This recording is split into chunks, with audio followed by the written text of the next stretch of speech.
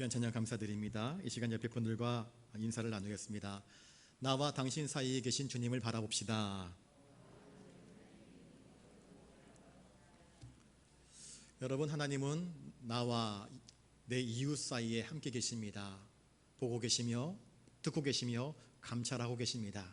그 하나님을 의식할 때에 우리의 삶은 곁길로 가지 아니하고 바른 길로 설 수 있을 줄로 믿습니다. 그 하나님을 바라보시는 은혜가 저와 여러분 안에 넘쳐나기를 주님의 이름으로 축복합니다. 우리 8절 말씀을 같이 한번 읽어보겠습니다. 8절입니다. 시작.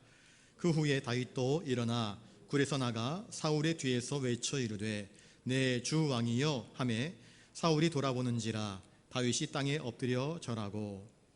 엔게디의 한 굴에서 다윗은 자신을 추격하고 자신을 죽이려고 했던 그 사울 왕을 보게 됩니다. 먼저 굴에 숨어 있었던 다윗이 그 자기를 뒤어서 자기를 죽이려고 다윗이 숨어 있는 줄도 모른 채 그 굴에 쉬러 들어온 사울을 보았습니다. 그런데 사울은 거기에 설마 다윗이 있는지를 전혀 알아채지 못했습니다. 그때 사울은 거기서 쉼을 잠깐 쉬고 시간이 지나 다 쉬고 난 다음에 굴 밖으로 나가게 되었습니다. 왜 굴 밖에 나갔겠습니까?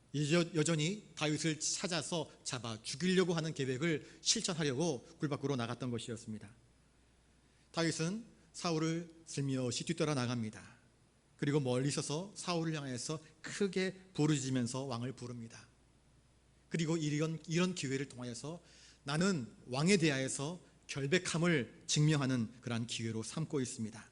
자, 다윗은 자신을 잡아 죽이려고 하는 원수 사울왕 앞에서 어떠한 태도를 보여주고 있을까요? 사울은 끊임없이 다윗을 죽이려고 했습니다.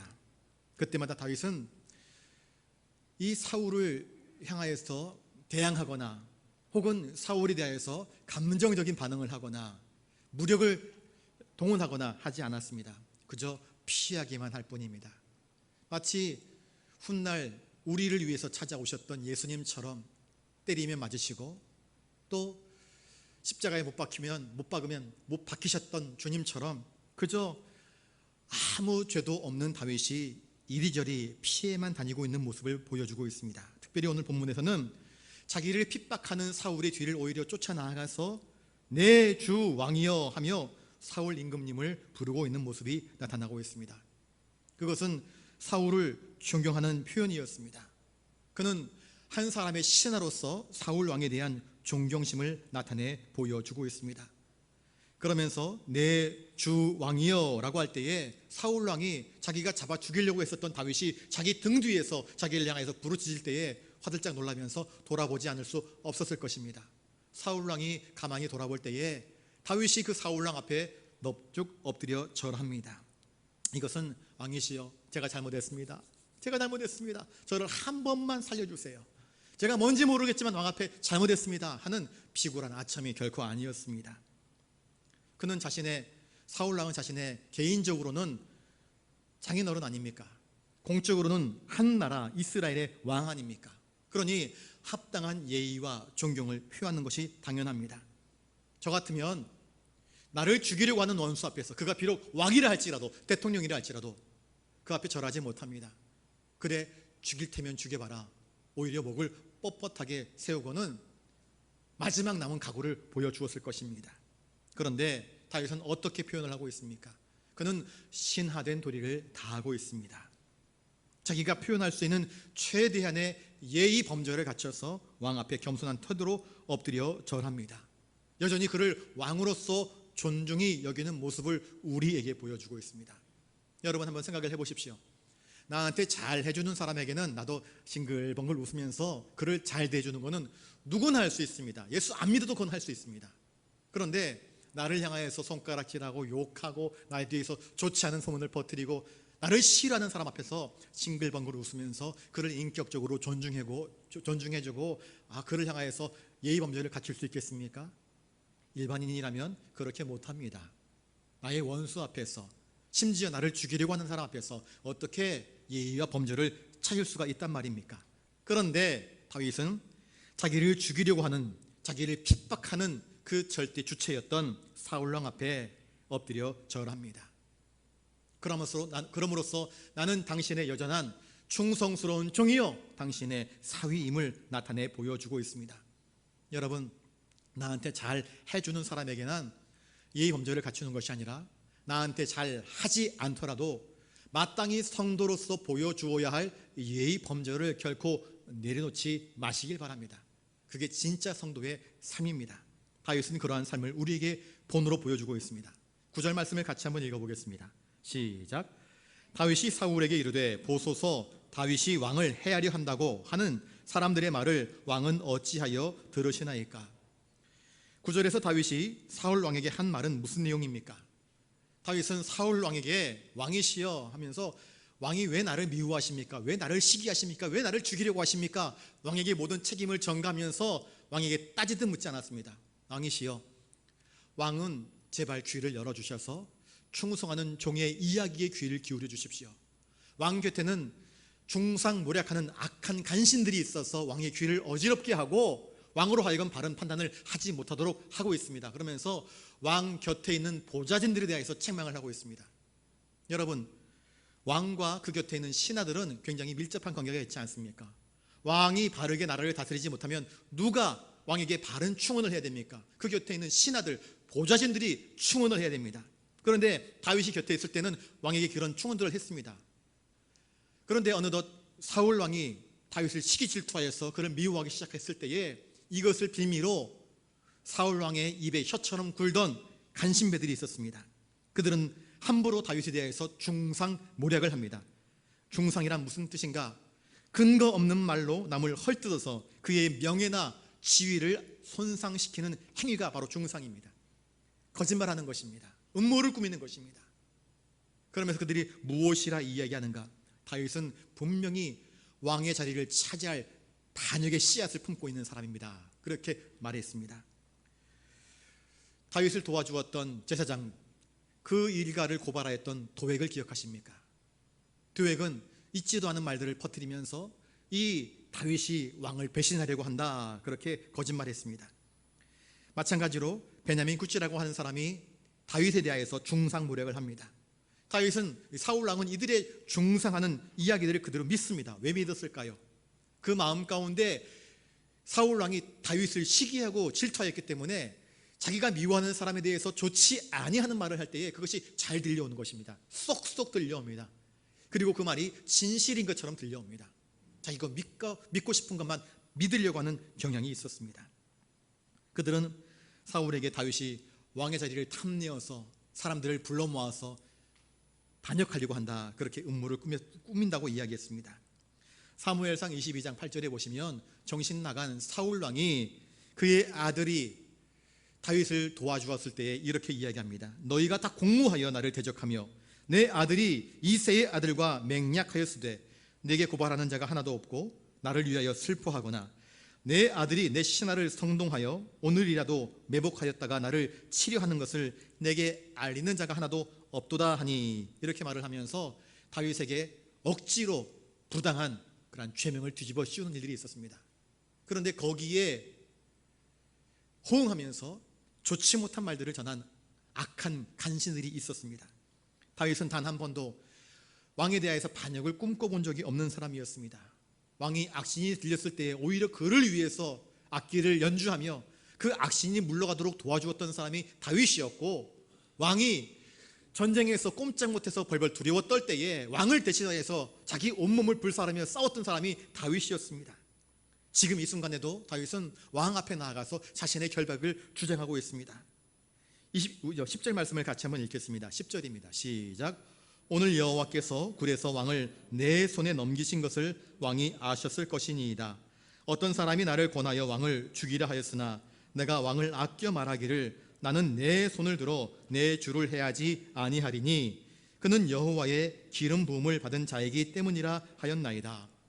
자, 다윗이 사울 왕을 죽일 기회가 분명히 있었습니다. 그 엔게디 굴에서, 함께 있던 그 굴에서. 그런데 그를 해치지 않은 이유는 과연 무엇일까요? 다윗의 곁에 있었던, 그를 따르던 다윗의 수족 같은 사람들이 미리 굴 속에 숨어 있었을 때에 사울 왕이 아무것도 모른 채 굴에 들어오게 되었습니다. 그리고 쉬고 있었습니다. 옆에서 다윗의 옆구리를 찌릅니다. 기회입니다. 이번이 기회입니다. 하나님이 이런 귀한 기회를 허락해 주셨습니다. 이 순간에 사울 왕의 목숨을 우리가 앗아가 버리면 사울을 뒤따르던 모든 사람들이 다윗을 왕으로 추대하게 될 것이고, 당신이 왕위에 올라가시게 되면 모든 문제가 다 한꺼번에 해결됩니다. 죽입시다 권면하였습니다. 그런데 다윗은 그들의 말, 그들의 충언, 다윗의 수하들은 나름대로 충언을 한 것입니다. 그들도 살고 다윗도 살고 온 나라가 살 수 있도록 한 것이었습니다. 그런데 다윗은 사람들의 말에 귀를 기울이지 아니하고 오직 하나님의 말씀대로 하나님이 무엇을 기뻐하시는가에 따라 자신의 선택을 내립니다. 여러분, 이것이 그리스도인다운 삶이 아니고 무엇이란 말입니까? 많은 사람들이 이렇게 하자, 이게 당신에게 이익이다, 이렇게 하면 너도 좋고 나도 좋고 다 좋은 것이다 라고 이야기할 때에도 그것이 하나님이 기뻐하시는 뜻이 아니라고 한다면 결코 그 일을 행하지 말아야 합니다. 다윗은 무엇이라 이야기합니까? 그는 여전히 하나님의 기름 부음을 받은 내 주요, 하나님이 택하신 왕이다. 그에 대한 심판은, 그에 대한 죄와 벌은 하나님께서 그에게 임하게 하실 것이다. 내가 나의 분노로, 나의 감정으로 원수를 원수를 갚아버리고 함부로 왕위를 찬탈하게 되면 다윗이 왕이 될 수 있습니다. 그러면 평생 역사 속에서 그는 왕위 찬탈자라고 하는 그런 악명이 남을 수밖에 없게 되는 것이고, 하나님이 거룩하신 뜻대로 순종하지 아니하고 자신의 힘과 무력을 이용하여서 왕위를 찬탈한 자밖에 되지 않습니다. 결국 하나님의 뜻을 저버림으로 말미암아 버림받았던 사울 왕과 다를 바가 없게 되는 것 아니겠습니까? 로마서 12장 17절 이하 21절까지 이런 말씀이 있습니다. 아무에게도 악을 악으로 갚지 말고 모든 사람 앞에서 선한 일을 도모하라. 할 수 있거든 너희로서는 모든 사람과 더불어 화목하라. 내 사랑하는 자들아, 너희가 친히 원수를 갚지 말고 하나님의 진노하심에 맡기라. 기록되었으되 원수 갚는 것이 내게 있으니 내가 갚으리라고 주께서 말씀하시니라. 내 원수가 줄이거든 먹이고 목마르거든 마시게 하라. 그리함으로 내가 숯불을 그 머리에 쌓아 놓으리라. 로마서 12장 21절에 악에게 지지 말고 선으로 악을 이기라.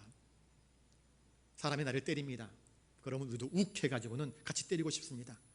사람이 나에게 욕을 합니다. 그러면 참다 나의 인내 게이지가 턱끝까지 치밀어 올라서 더 이상 그 인내를 초과해버리면 너 죽고 나 죽자 하면서 달라붙어 싸우는 것이 바로 인간들의 연약한 본성입니다. 감정적으로 본능적으로 대응하게 되면 이와 같은 일이 벌어지게 됩니다. 만약에 다윗이 사울의 이 악한 행실에 대해서 감정과 본능대로 대응했다고 한다면 자기의 수족들을 죽입시다 하는 그 이야기에 좋다구나 하면서 옳다구나 하면서 사울 왕을 죽여버렸을 것입니다. 그러나 다윗은 하나님의 말씀대로 살았습니다. 악을 악으로 갚지 아니하고 악을 선으로 이기는 모습을 우리에게 보여주고 있습니다. 저를 따라서 한번 해볼까요? 성도는 감정이나 욕망으로 사는 것이 아니라 하나님의 말씀대로 살아야 합니다. 여러분, 우리는 감정대로 살면 안 됩니다. 세상 방식대로 살아도 안 됩니다. 우리는 하나님 말씀대로, 하나님 기뻐하시는 것이 무엇인지를 분별하고 살아야 되는 것 아니겠습니까? 11절 말씀을 읽습니다. 시작. 내 아버지여 보소서, 내 손에 있는 왕의 옷자락을 보소서. 내가 왕을 죽이지 아니하고 겉옷자락만 베었은즉 내 손에 악이나 죄가가 없는 줄을 오늘 아실지니이다. 왕은 내 생명을 찾아 해하려 하시나 나는 왕에게 범죄한 일이 없나이다. 다윗은 사울 왕을 누구라 부르고 있습니까? 그리고 다윗은 사울 왕 앞에 무엇을 보여주고 있습니까? 다윗은 사울 왕을 향하여서 내 아버지여라고 부릅니다. 실제로 사울은 다윗의 장인어른입니다. 그러니 아버지가 맞지요. 그리고 한 나라의 국부입니다. 그러니 나라의 아버지가 맞지요. 근본적으로 하나님께서 기름 부어서 세우신 왕이기 때문에 그는 그를 존중하면서 내 아버지여라고 부릅니다. 그러면서 무엇을 보여줍니까? 내 아버지여 보십시오. 이것이 무엇인지 아십니까? 천 하나를 보여줍니다. 왕의 옷자락에서 벤 왕의 옷자락의 천입니다. 제 밑에는 저를 따르는 수하들이 있는데 왕이 제가 숨었던 굴에 금방 같이 있다가 나왔습니다. 제 수하들은 왕을 죽이라고 이야기했습니다. 그러나 저는 왕을 죽일 수 없다고 이야기했습니다. 왜 그런 줄 아십니까? 하나님께서 왕에게 기름 부어 세우셨기 때문입니다. 저는 하나님 말씀을 경외하는 사람입니다. 그리고 저는 여전히 왕을 존중히 여기고 있습니다. 저는 왕의 신하일 뿐입니다. 어찌 신하가 자기 주인 되는 왕에게 반역을 도모할 수 있겠습니까? 저는 간신배들의 중상모략처럼 왕에게 대하여서 반역하는 자가 결코 아닙니다. 저는 왕에게 털끝만큼이라도 위해를 가하는 자가 절대로 아닙니다 라고 하는 것을 왕에 베어진 그 옷자락을 흔들면서 이야기하고 있습니다. 내가 왕을 죽이지 아니하고 겉옷자락만 베었은즉 내 손에서 어떤 악이나 죄가 없는 줄을 왕이시여 지금 이것을 보면서 깨달아 아셨으면 좋겠습니다. 그렇게 고백하고 있습니다. 왕은 지금까지 내 생명을 찾아서 나를 해하려고 하셨지만 나는 왕에게 범죄한 일이 털끝만큼도 없습니다. 그는 이렇게 사울왕 앞에 절절히 호소를 하고 있습니다. 심지어 다윗은 사울의 그 베어버린 옷자락, 자신이 그 사울의 옷자락을 조금 벤 것 가지고도 양심의 가책을 느꼈습니다. 하나님께서 기름 부어서 세우신 이 왕의 옷자락을 내가 감히 베어도 되겠는가 하는 양심의 가책을 느낄 만큼 그는 철저하게 하나님의 뜻대로, 그리고 자기가 한 번 주인으로 섬긴 그 왕에게 대하여서 충성하는 자였습니다. 도무지 악을 악으로, 분노를 분노대로, 감정을 감정대로 쏟아붓는 자가 아니라 하나님 말씀대로 사랑을 가지고 행한 사람이었던 것입니다. 그 이야기를 들었을 때 이 완악한 사울의 양심이 얼마나 찔림을 받았겠습니까? 성도는 이러한 다윗을 본받아서 나를 핍박하는 자들에 대해서 네가 때려 나도 때리겠다 하는 것이 아니라 오른뺨을 때리면 왼뺨을 돌려대고 오리를 가자 그러면 심리를 갈 수 있는 마음의 인내와 신앙의 관용력이 더욱더 풍성해지는 사람이 되어야 할 것입니다. 우리는 사랑을 가지고 나를 핍박하는 자들을 대할 수 있어야 할 것입니다. 하나님 말씀대로 무엇이 하나님을 기쁘시게 하는 것일까, 항상 이것이 기준이 되는 삶이 되시기를 주님의 이름으로 축복합니다. 나를 핍박하는 자들에 대해서 네가 나를 때리니 나도 너를 때린다, 네가 나를 욕하니 나도 너를 욕한다, 네가 나를 저주하니 나도 모르겠다 그러면서 머리를 디밀고 서로 멱살을 잡고 싸우자고 한다면 그 사람에게서는 한 푼도 신앙의 향기가, 신앙의 빛이 나오지 않는 것입니다. 그러나 주님을 닮은 모습처럼 나를 핍박하는 자들 앞에서 순전한 어린 양처럼 때리면 맞고 어리석은 바보처럼 보일지 몰라도 꿋꿋하게 신앙으로 서가는 모습들을 보게 될 때에 세상 사람들은 그를 바라보면서 이 사람의 신앙은 진짜다, 그 사람에게서 신앙의 향기를 맛보고 하나님의 영광을 나타낼 수 있게 되는 것 아니겠습니까? 12절 말씀을 읽습니다. 시작. 여호와께서는 나와 왕 사이를 판단하사 여호와께서 나를 위하여 왕에게 보복하시려니와 내 손으로는 왕을 해하지 않겠나이다. 다윗은 자신과 사울왕 사이를 누가 판단한다고 말하고 있습니까? 하나님이. 당신과 나 사이에 누가 있다고요? 하나님이 다 보고 계신다. 다윗은 억울합니다. 자기가 하지도 않은 말을 했다고 누가 떠들고 다닙니다. 자기가 꾸미지 않은 일을 꾸몄다라고 이야기를 합니다. 반역을 도모한 일이 없는데 반역을 꾀한다고 소문이 났습니다. 이미 자신은 반역자가 되어버리고 말았습니다. 말도 안 되는 억지, 죄목들이 붙었습니다. 그는 지금 반역자가 되어서 쫓겨다니고 있는 상황이었습니다. 그런데도 불구하고 그는 하나님께서 다 보고 계신다, 그리고 하나님께서 마침내 다 갚아주실 것이다. 저를 따라서 한번 해보겠습니다. 하나님은 공의의 하나님이십니다. 그렇습니다. 다윗은 하나님의 공의를 믿었습니다. 그러므로 내 손에 피를 묻혀서 나의 개인적인 원한을 갚지 않겠습니다. 내 손으로는 왕을 해하지 않겠습니다. 하나님의 공의, 하나님의 섭리, 하나님의 역사를 믿기 때문에 나는 왕이 비록 악할지라도 왕을 저주하지 않겠습니다. 오히려 왕을 향하여서 축복하겠습니다. 때로 우리가 삶을 살면서 억울한 일 당할 때 뭐 이따위가 다 있어, 내가 싸울지 못할 줄 알아? 내가 힘이 없어서 그런 줄 알아? 그러면서 우리의 억울한 심정을 그렇게 쏟아내고 싶은 때가 있을 것입니다. 그런 때 다윗의 이 신앙을 우리가 바라볼 수 있기를 바랍니다. 역사의 배후에서 섭리하시고 공의로 심판하실 그 주님을 의지한다고 한다면 우리는 함부로 우리의 감정이나 분노를 쏟아부음으로써 하나님이 심판하실 것을 내가 대신 갚으려고 하는 어리석음을 범하지 않게 될 것입니다. 오직 하나님을 바라보며 하나님의 공의로운 심판을 기다리며 인내로써 하나님께 기도하는 저와 여러분들 되실 수 있기를 바랍니다. 13절 말씀을 읽습니다. 시작. 옛 속담에 말하기를 악은 악인에게서 난다 하였으니 내 손이 왕을 해야지 아니하리이다. 다윗은 왕 앞에서 무엇을 다짐하고 있습니까? 보통의 사람들은 감정적인 요소를 배제하지 않고 인생을 살아갑니다. 좋으면 좋고 싫으면 싫다. 그런데 다윗은 그 마음속에 있는 모든 억울함, 원통, 부담, 이러한 모든 감정이 나를 주장하지 않게 하였습니다. 나를 주장할 수 있는 것은 딱 한 가지, 하나님 말씀, 하나님의 뜻, 하나님이 기뻐하시는 것이 무엇인가, 오로지 거기에만 인생의 초점을 맞추고 인생을 살았습니다. 그러니 다른 수하들이 죽입시다 그럴 때도 흔들리지 않고 견고하게 서서, 아니 나는 말씀대로 살아야 돼, 아니 나는 하나님의 뜻대로 살아야 돼, 아니 나는 하나님이 기뻐하시는 것이 무엇인지를 찾아야 돼. 흔드는 그 사람들 앞에서 흔들리지 않았습니다. 다윗의 삶의 원리는 단 한 가지였습니다. 하나님의 뜻이 무엇인가, 무엇이 하나님을 기쁘시게 할 것인가, 하나님의 말씀은 나에게 무엇을 가르치고 있는가.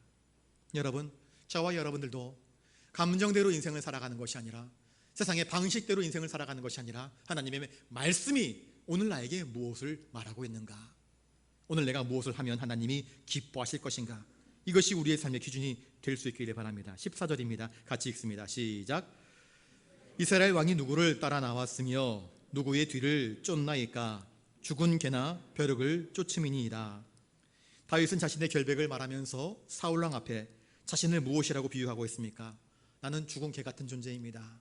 벼룩 한 마리 만도 못한 존재입니다. 왕의 그 위대한 권세와 나의 이 초라한 모습 속에서 무엇으로 왕과 내가 비교될 수 있겠습니까? 왕이 나를 시기할 이유 전혀 없습니다. 나를 적대시할 이유가 전혀 없습니다. 나는 벼룩만큼도 못한 연약한 존재입니다. 사실 다윗이 벼룩만큼도 못한 존재입니까? 온 백성들의 존경을 받는 자 아니었습니까? 그런데 다윗이 왜 이렇게 자신을 낮춥니까? 신앙인은 겸손이 기본이기 때문입니다. 많은 사람들은 자신을 높이고 싶어합니다. 명예의 욕을 얻고 싶어합니다. 그런데 다윗은 왕 앞에서 감히 자신의 명예를 드높이려고 하지 않습니다. 그는 상대방을 존중합니다.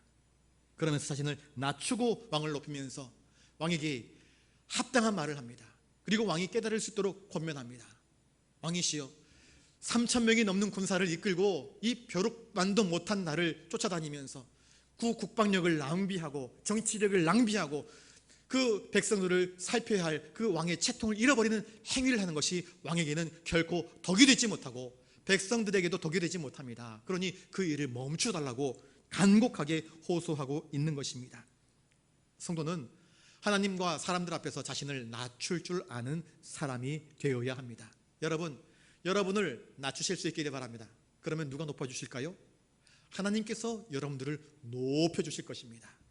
나 스스로 나를 높이지 않아도 내가 하나님 앞에서 낮아지기를 힘쓰면 우리 하나님께서 여러분들을 높이 드셔서 귀한 인물로 사용해 주실 것입니다. 우리 15절 말씀을 읽겠습니다. 시작. 그런즉 여호와께서 재판장이 되어 나와 왕 사이에 심판하사 나의 사정을 살펴 억울함을 풀어주시고 나를 왕의 손에서 건지시기를 원하나이다 하니라. 다윗은 결국 누구에게 왕과 자신의 삶의 판결을 바라고 있습니까? 12절, 15절 두 번이나 반복하여서 의로우신 재판장, 공의로우신 하나님, 그 하나님께 자신의 삶과 왕과 나 사이의 억울한 모든 일들에 대해서 하나님께서 판단하시고 하나님께서 심판하실 것임을 이야기해 주고 있습니다. 하나님의 의로우심 앞에 자신의 인생을 온통 내어 맡기는 것입니다. 왕은 나를 시기합니다. 근거 없이 나를 미워합니다. 그리고 나를 죽이기 위해서 군사 3,000명을 이끌고 와서 국방력을 낭비하고 정치력을 낭비하면서 지금 내 앞에 서 있습니다. 그런데 다윗은 이 모든 일에 있어서 감정적으로 반응하지 않았습니다. 분노함으로 반응하지 않았습니다. 자신의 감정을 차분하게 억누르고 하나님 말씀을 기준으로 하여서 사랑으로 왕에게 권면하고 있습니다. 저를 따라서 한번 해보겠습니다. 하나님은 의를 위하여 고난받는 사람에게 변호자가 되시고 재판장이 되시고 대신 갚아주시는 분이십니다. 우리가 다윗처럼 믿음으로 행하고 믿음으로 살고 나를 향하여서 핍박하는 자를 대하여서 감정적으로 대하지 아니하고 악을 악으로 갚지 아니하고 선으로 갚으려고 할 때에 하나님은 친히 우리의 재판장이 되십니다. 그리고 그 재판장에서 하나님이 친히 우리의 또한 변호자가 되어주실 것입니다. 그리고 모든 공의로 판단하셔서 우리에게 악을 행한 그 모든 악한 자들에게 내 힘이 아닌 하나님의 권능과 힘으로 그들에게 갚아주신다라고 다윗은 오늘 우리에게 가르쳐 주고 있습니다. 이 하나님을 다윗은 신뢰했던 것입니다. 저와 여러분들도 이 공의의 하나님, 이 재판하시는 하나님, 우리의 보호자가 되시는 하나님, 우리 대신 갚아주시는 하나님을 신뢰하기에 성도의 삶 속에서 어떤 어려운 일들, 억울한 일들, 속상한 일들 있을 때에 그 사람 앞에 찾아가가지고 난 그런 일 하지 않았는데 이렇다 저렇다 이야기하면서 서로 물고 뜯고 싸우는 것이 아니라 하나님께 겸손히 나와 엎드려 기도하면서 하나님, 내가 이러한 일을 당하였습니다. 하나님, 굽어 살펴 주시옵소서. 억울하게 나에게 누명을 씌우는 그를 불쌍히 여기셔서 그의 마음을 녹여주시옵소서. 바로 알 수 있게 해주십시오 하며 오히려 그를 위해서 축복할 줄 아는 기도의 사람들 되실 수 있기를 바랍니다. 사탄은요, 우리의 감정을 부추겨서 네가 원수를 갚아, 한 대 맞고 되겠어? 2대 때려버려 하면서 우리의 감정을 부추깁니다. 우리를 욕망으로 살도록 우리를 자꾸 부추깁니다.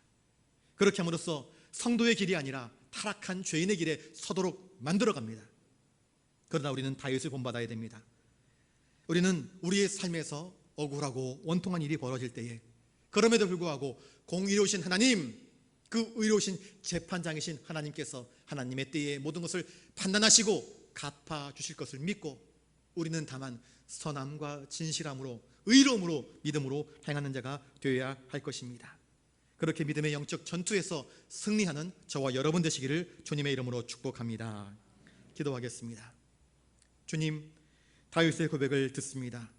나와 왕 사이에 계신 여호와 앞에서 내가 오늘 무엇을 해야 할 것인가?